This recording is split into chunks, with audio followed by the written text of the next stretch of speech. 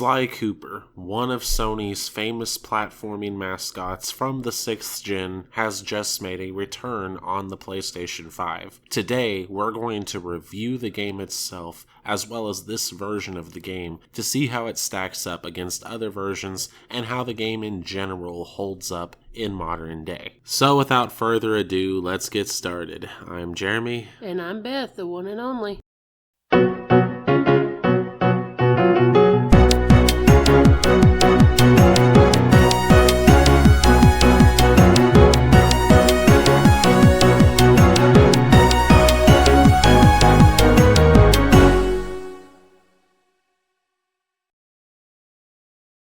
When it comes to mascots, Sony doesn't exactly have the best track record. They have some really good mascots in their background, and they've created some amazing games over the years. But when it comes to keeping their mascots current, well, that comes into question. Now, don't get me wrong, I'm not trying to bash Sony at all by saying this. I love the PlayStation brand. I grew up with it. I'm simply saying that I would like to see Sony pay more attention to their mascots of the past and even of the present. However, we are seeing Sony start to take some more positive steps in this direction. We're starting to see them pay a little bit more attention to their past and their mascots that people have come to know and love, and one of those is the subject of today, Sly Cooper. The original Sly game has just been released on modern PlayStation consoles, and while it's not the best port job in the world, it certainly is adequate, and it's definitely good to have the game on modern hardware. Yeah, I'm definitely noticing a trend with Sony. They're not so much the rebellious uncle, they're more of a more laid-back suit type. I think this trend is good for Sony, but whether it will continue is yet to be seen. This new PlayStation 5 version of Sly Cooper is the version of the game we're going to be reviewing today. We're going to be talking about the game itself as well as what this specific version brings to the table. So, to get started, let's talk about the premise of the game. It all starts with the main protagonist, Sly Cooper's mom and dad, being murdered by a group known as the Fiendish Five, led by the all-too-famous Clockwork, a robotic owl. You mean infamous? Yeah, famous in my book. He's one of the best villains I've seen in 6th gen, besides Kingdom Hearts and a few other things. Anyway, where was I? Oh yeah.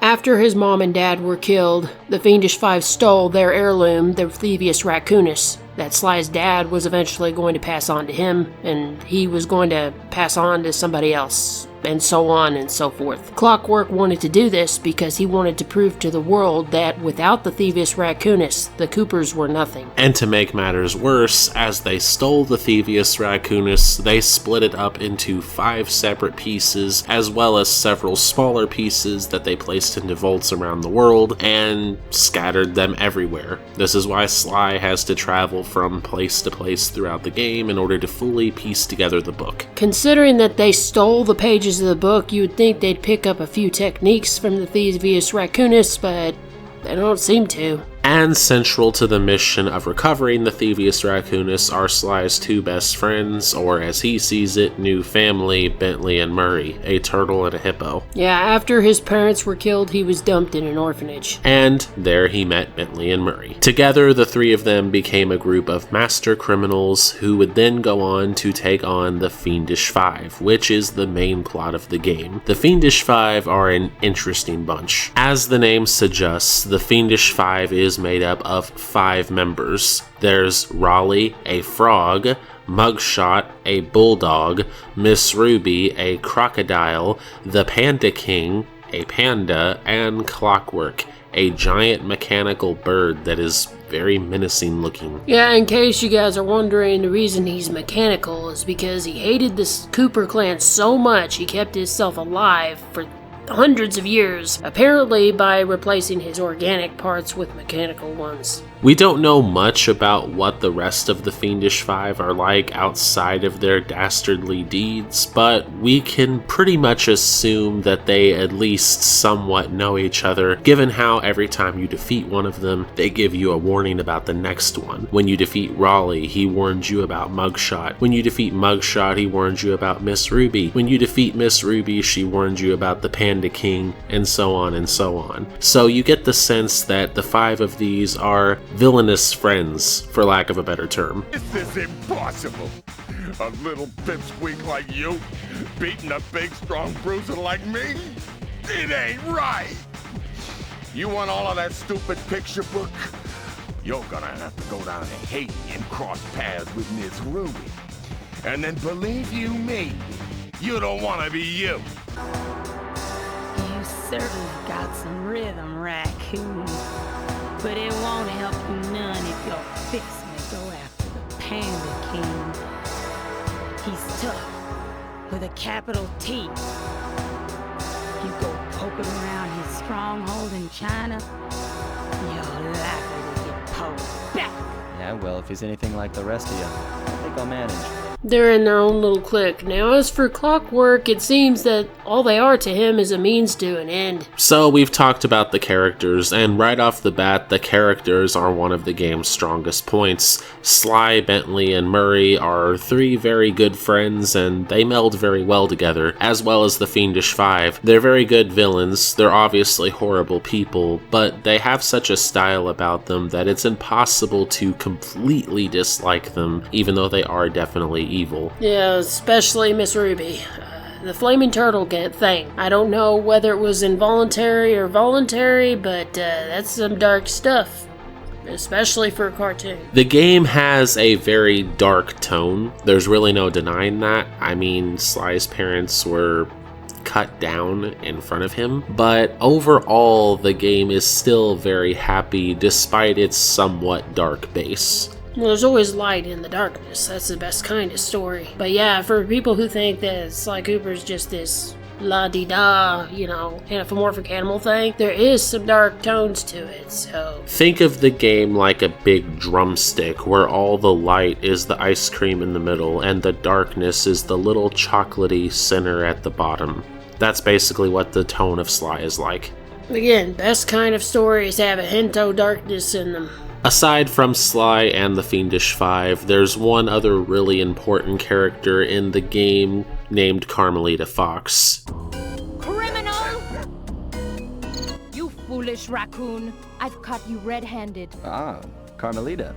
I haven't seen you since I gave you the slip in Bombay. Which reminds me, you need to return the Firestone of India to its rightful owners. Ah, and I was gonna give it to you as a little token of my... Hey, that bazooka really brings out the color of your eyes. Very fetching. You think? This pistol packs a paralyzing punch. You ought to try it.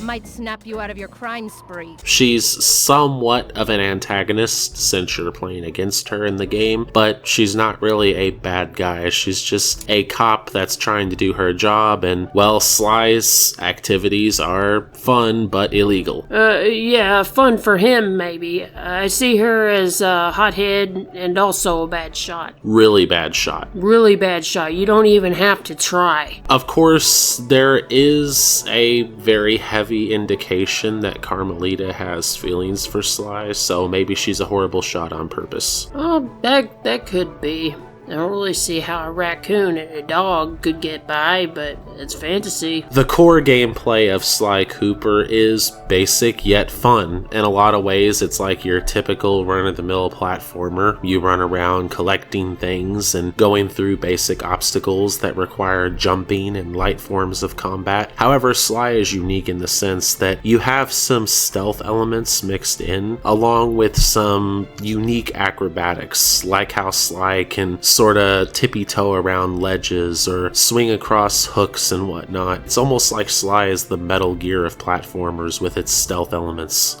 When the game starts out, Sly is very basic. He doesn't have any super special abilities. He's just your standard platformer character with some stealth mixed in. You can tippy-toe along ledges, you can climb up ropes, you can whack enemies with your cane, but that's about it. However, as you progress through the game and open up safes, you unlock a bunch of other cool abilities. There's this cool dive attack that Sly has. There's the ability to speed up and slow down time. There's the ability to turn his hat into a mine. There's decoys, all kinds of stuff. Oh, and you can also roll into a little ball. Which is something I didn't use very often. The mine thing was good, but he didn't throw it far enough. You'll find yourself itching to throw it a little further because you have to get to the enemy, like really, really close to the enemy in order to actually blow them up, which is frustrating. The stealth technique, I would say, is the one that I used the most. It's really good for avoiding trouble, not setting off alarms, etc., not getting burnt by lasers.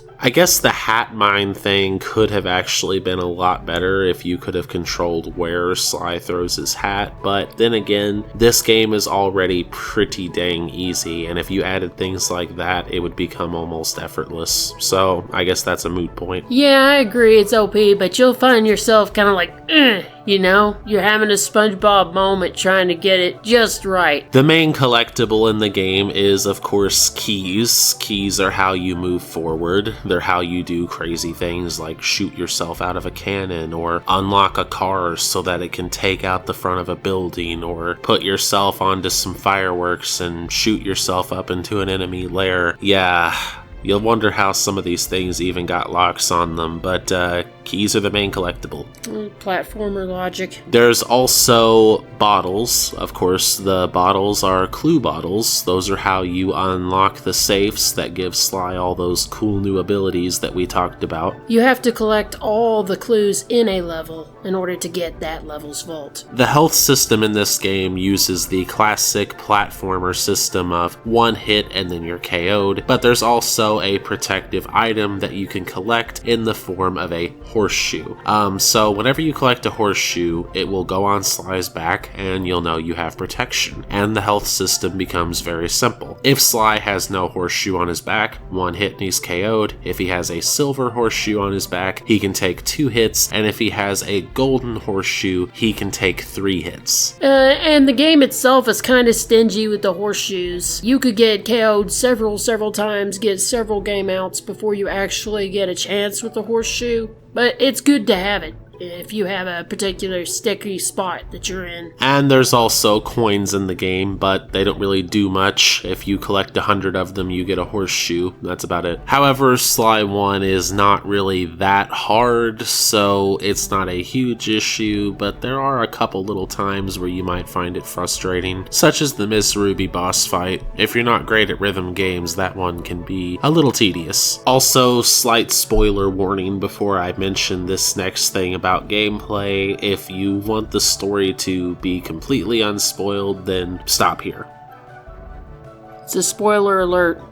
If you haven't played the game already, which I don't see why you wouldn't have, but you might be a new kid or something, if you don't want it to get spoiled, don't listen to this. There are a few instances where you're controlling characters other than Sly somewhat. I say somewhat because usually it's in a vehicle or you're playing a little aiming mini game or something like that, but you're still controlling characters other than Sly. The examples of this are the racing mini game, which occurs 3 times. In the racing minigame, you're playing as Murray, and 2 of the 3 times you're racing for keys, and the final time, well, I won't get into the full details, but basically you're fighting fire slugs. Sounds kinda sci-fi to me. There's also a time where you play as Bentley, where you have to hack this computer, and it's a stick shooting minigame. It looks kinda nostalgic, but it's a lot of fun. It kinda reminds me of the guys on the internet that are big boned. Yeah, don't make that joke. I said big boned. And last but not least, there's one time where you play a minigame as Carmelita, where she has to protect Sly by providing cover fire. And let's just say that playing as Carmelita, she aims a lot better than she does when she's fighting against you. Drastic improvement. The main plot of the game revolves around fighting the Fiendish Five, and as you know from what we said earlier, the Fiendish Five took pieces of the Thievius Raccoonus to different parts of the world, and as such, there are 5 different regions in the game that you must explore. Technically 6 if you count the prologue, but overall there's 5. So the game starts out with a short prologue in Paris, but after that we get to the main regions. Each region has its own chapter, and now we're going to name off the chapters as well as the regions that they take place in. Tide of Terror, Wells, Sunset Snake Eyes, Utah, USA, Vicious Voodoo, Haiti, Fire in the Sky, China, and The Cold Heart of Hate. Russia. Throughout a lot of these different regions, the gameplay of Sly remains mostly the same. Some of the regions have more mini-games for sure than others, but the challenges that the game throws at you remain fairly consistent, so that's something to be happy about, I guess. The gameplay remains consistent, but the level design and the scenery vary a little bit. I feel like the game opens up more and more in terms of level design. It doesn't really ever become very open, it's very on the rails throughout, but the levels feel a little bit more grand as it goes on, and that's always a good thing. And of course, the scenery in all 5 of the regions is very nice. Wells, well, let's just put it this way. I know why I like overcast things now. Utah, the team at Sucker Punch actually managed to make Utah more appealing than it is in real life, which is interesting to me. And Haiti, Miss Ruby's scene, it makes me itch. It literally makes me itch. I really like how it's got that swampy aesthetic, but it also has that Hinto mysticism into it. It sounds very depressing and mystical at the same time. And of course, you've got the snowy mountains of China. They feel very cold, but they're very pretty to look at. And then of course, let's not forget the Russia section. It takes place inside a volcano, so it's very hot. While most of these chapters are mostly the same, you've got your bottles to collect, you've got your vaults to open, you've got your stealth mechanics, you've got your platforming. The 5th chapter is where it differs the most. It's a very linear chapter that is on the rails from start to finish, and it basically makes up one big fight against Clockwork. A very good and cinematic and fun fight, but definitely a change for the game's formula in the final act.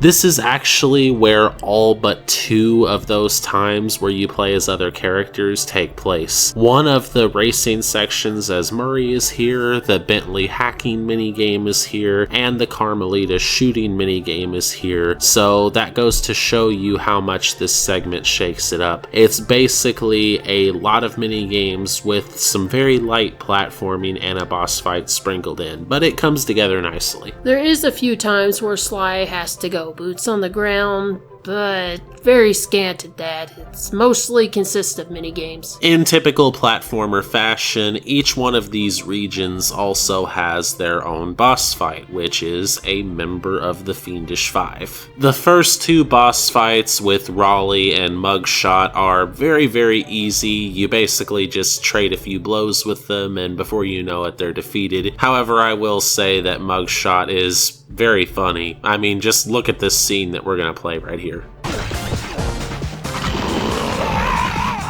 My beautiful gun is this strong. Good thing I got a spare upstairs.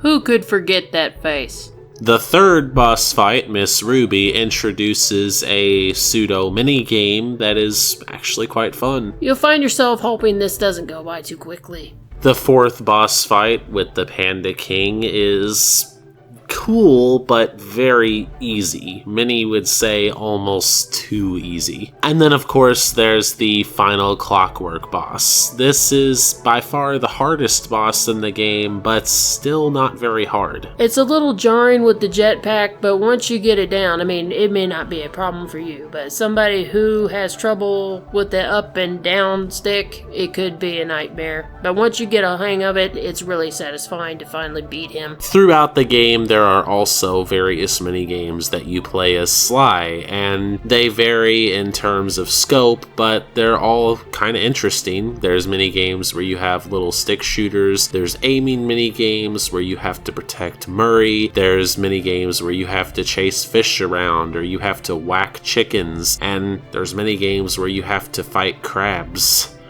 Yeah. Well, crabs I understand, but piranhas being flammable. Yeah, in one of the minigames, you're literally hunting down piranhas so that you can use their oils to light candles. Heard of using their teeth for hair clippers, but not this. I mean, if it is true, if it is something you could do, then more power to you. It's just an interesting concept. And after you defeat Clockwork, that officially puts an end to the Fiendish Five and all of their schemes. Sly can now safely finish collecting the Thievius Raccoonus, and he now has freed the world from a terrible danger. With all said and done, you'll feel very rewarded about all the work you did. So, as the game ends, you get to see some pretty funny moments, like how Carmelita gives Sly the 10-second head start she had promised him earlier in the game, and then Sly uses it to trick her and bails. While she's bedazzled, he makes his grand escape. And from there, the credits basically roll, and for anyone who finishes the game, you get to see this super cool cutscene that's basically the Japanese version of the game's intro. I like it better. It's really cool, and it even has this alternate art style that really looks neat on Sly. It's awesome. I'm telling you, it's the best looking one. After that, you can go back into the game and collect any pages of the Thievius Raccoonus you might have missed. You can actually open every vault except for the one in Duel by the Dragon. That is the only one that you can't open until you beat the game. So if you opened up every vault except for that one, just go back and open up that one, and you'll get one more additional scene of Sly basically gloating about how he earned the Thievius Raccoonus instead of simply being handed it like all of his other ancestors were. Sly thinks pretty highly of himself, but it is deserved. He's pretty cool. He did do a lot of work. The game also offers time trial for the levels, kind of like Crash Bandicoot, where you have the hourglass, you pick it up, you initiate the time trial, you run through the level as fast as you can before time runs out, and if you succeed, you complete that level, unlocking a reward. In Sly's case, it's bonus commentary if you finish them all. Next, we're talking about the music, and the music is pretty much a mixed bag. Some of it is really good, and some of it is just kinda basic. I wouldn't say any of it is horrible by any means. I think most of it is good, but there are a few tracks that really stand out. The music in Sly Cooper is really good in the game. There's not many tracks that I would actually listen to on their own, at least not in the first game, but they're very good for what they are, and they serve their purpose of making the game more atmospheric. Speaking of atmosphere, it really sounds wet in Wells. So that basically wraps it up for the game proper, but what about this version of the game? Is it worth playing? Well, there's a few things you should know. First off, this game is definitely the most accessible version of the game currently. It's available on both PS4 and PS5, and if you have PS Plus Premium, you can play it for free. You can also just purchase it for $10 if you don't have PS Plus Premium, and $10 is a pretty good price for this game because it's really good. A modest price for modern times. That said, this is just the PS2 version of the game running on an emulator. It's not anything like a full-on HD remaster, and it's not quite to the level of what it could be. Sony definitely could have done more, but it's good to just see this game in general. When comparing this game to the PS3 version that we got in 2010, there are some very fascinating differences that you can go over. First off, the PS3 version runs at 720p, whereas this version runs at an upscaled 1080p. Now, the PS3 version is an actual HD remaster, meaning meaning that it has things like upgraded textures and improved lighting and even improved character models. So overall, it's probably still going to look better. However, this new version, which is an emulated PS2 version, will look slightly more clear in its picture quality because of the fact that it's running at a full 1080p. Back in the early 2010 era, when the PS3 version came out, 720p was a lot more standard than it is now, so I guess there's debate about which version is better. Overall, I think the PS3 version still has the best presentation. However, both of these versions have their pros and cons. Just, whatever matters to you, I suppose. The PS3 version also runs at a full 60 frames per second, which is very, very, very important to some people. I don't think it matters that much, especially not with a game like Sly, but there is a difference because the PS3 version runs at 60 frames per second, whereas this new PS5 and PS4 version only runs at 30 frames per second because, again, it's not a remaster, it's just the PS2 version emulated. It's also worth noting that this new version of the game does not have any widescreen support because, yet again, it is an emulated PS2 game, whereas the PS3 one does have widescreen support because it is a full-on remaster. However, it's worth noting that the PS3 Sly Cooper collection did have some bugs because it wasn't properly adjusted for the 16:9 format. Mainly in Sly 2, things like you've seen the mammoth clearly still in the edge of the screen when he's not supposed to be in view anymore, or the menu's not completely filling up the screen, stuff like that. There was a lot of things that 16:9 messed up in the PS3 collection, but it was still 16:9 nonetheless, whereas this version is still 4:3. So if this is something that bothers you greatly, you might want to play the emulation versus the PlayStation 3. So simply put, if you're talking about pure image quality, go for the PS3, but I think if you're talking about playing the game as it was originally intended, it's probably better to play this new version.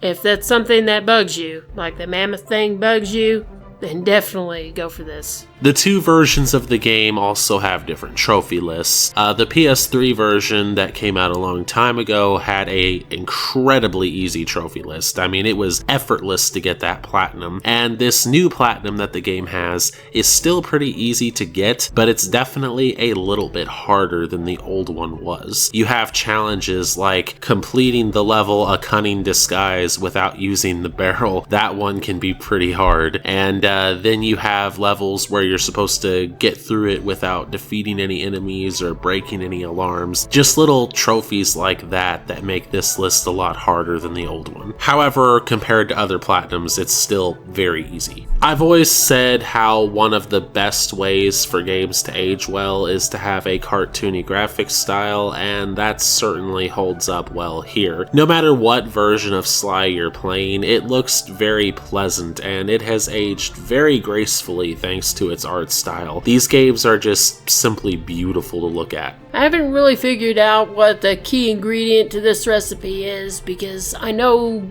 for a fact that just because you're a cartoon doesn't mean you're immune to aging. Even though this new emulated version of the game is perfectly fine, it's a perfectly fine way to play the game, we do have to note that Sony could have done a lot more with this. Like, I really appreciate that Sony is starting to care more about their classic games, and I really appreciate that they brought this game to modern hardware. However, they definitely could have went further than this. They could have given us a fully remastered version. They could have improved some of the textures in the game, but basically what we got was a basic emulation job. Bare bones minimum effort. However, when it comes to a fan base that has been as starved for new content as the Sly fan base has, well, we're happy to get anything. And don't make no mistake, Sony knows that. All I can say is, it's very important to let Sony know that there's still some cash that can be pulled out of Sly.